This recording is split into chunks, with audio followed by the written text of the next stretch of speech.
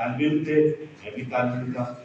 मैं देखता था ये कितने जमात से काम करते हैं, आसपा कितनी ज़्यादा एक्टिव है। तो हमारे आसपा नौकरी भी करती थी, तो उसके बावजूद वो यूनिवर्सिटी आती थी और हमारा जो जमीयत के खिलाफ इलेक्शन भी करेंगे उसमें हिस्सा लिया करती।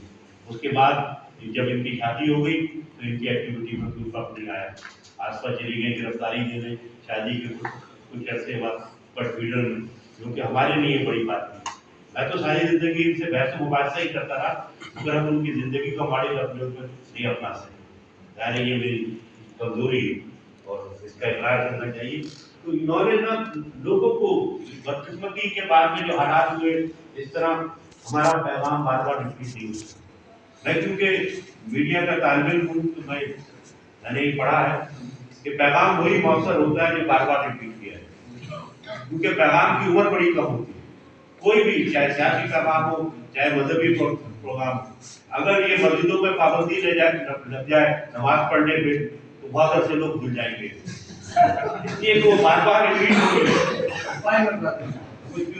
तो ये हमारे यहाँ क्योंकि वो मैसेज नहीं गया, बहुत कम गया।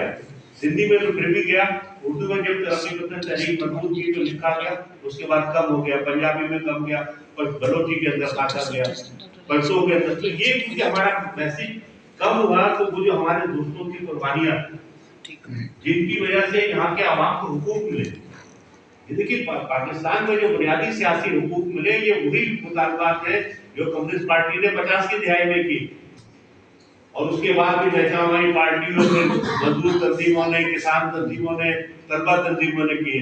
तालीम बुनियादी हक है, रियायत नहीं, जमीन किसान की होनी चाहिए, कौमों को हुकूक होने चाहिए। अमरीकी साम्राज्य अगर इस मुल्क में आ गया और हम सब का हिस्सा बन गए, हमारे पास कुछ नहीं आएगा। ये बहुत ये सारी और ये कन्फेडरेशन होना चाहिए पाकिस्तान, चारों पांचों कौमी जबानों को कौमी जबान की हैसियत होनी चाहिए। सारे मुतालबात तो यही क्या है, मजदूरों के लिए इस्लाहात होनी चाहिए, रियासत का बुनियादी काम अवाम के लिए काम करना है, लैंड रिफॉर्म, ये सब वहां से आए और ये सब इन्हीं लोगों की जद्दोजहद के नतीजे। अच्छा, इसके अंदर 2-3 हिस्से हो गए। एक तो वो है जो सियासी जद्दोजहद में से इमाम अली नाज़ी, कासका रिजवी, और मंसूर सईद वगैरह, एक वो है जो इससे मुतासिर हुए, उन्होंने समाजी काम किए, जैसे अजीब हसन रिजवी साहब दायरे डीएसएफ के तौर पर गिरफ्तार हुए।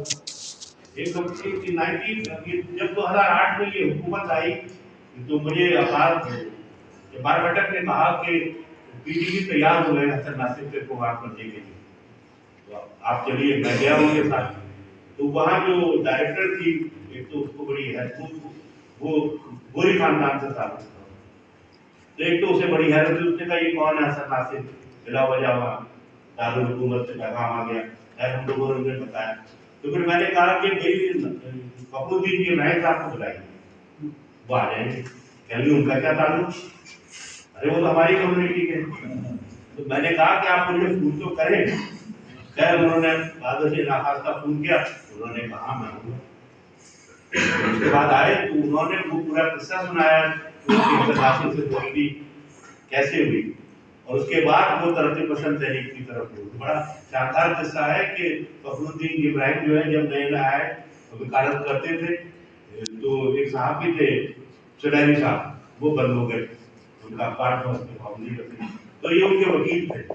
तो करके मैं जेल मिलने जाता था, तो एक दिन गया तो लंबे चौड़े आदमी ने मुझसे कहा कि मेरी बात सुने, ये 12 नौजवान बंद है बीएसएफ के, नकली का आदमी इनसे कहता माफी मांग ले, मगर ये तैयार नहीं होते, तो आप इनका मत बन रहे।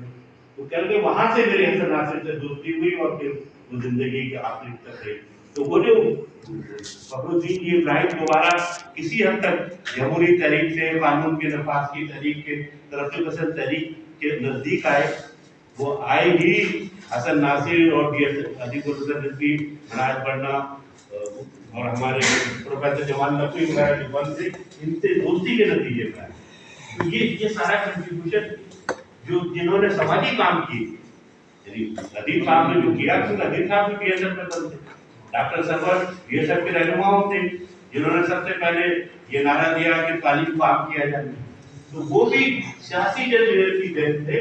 और ये मंजूर साहब की یعنی ضرورت ہے، اور یہ ان کی محنت ہے کہ انہوں نے اسے سندھی میں لکھا ہے، یہ اردو میں بھی آنی چاہیے، باقی زبانوں میں آنی چاہیے۔ اب بات دوسری بات یہ کہ میرا ذاتی خیال ہے کہ سائنسی نظریہ کبھی ایک نہیں ہوگا، تبدیل ہوتا ہے، اور مارکسزم میں بھی تبدیلیوں کی ضرورت ہے، ہمیں اس پہ بحث کرنے کی ضرورت ہے، کیونکہ اگر ہم یہ سمجھیں گے کہ جو کچھ پہلے موجود تھا وہی ہے تو ہم اسے مذہب کا حصہ بن جائیں گے۔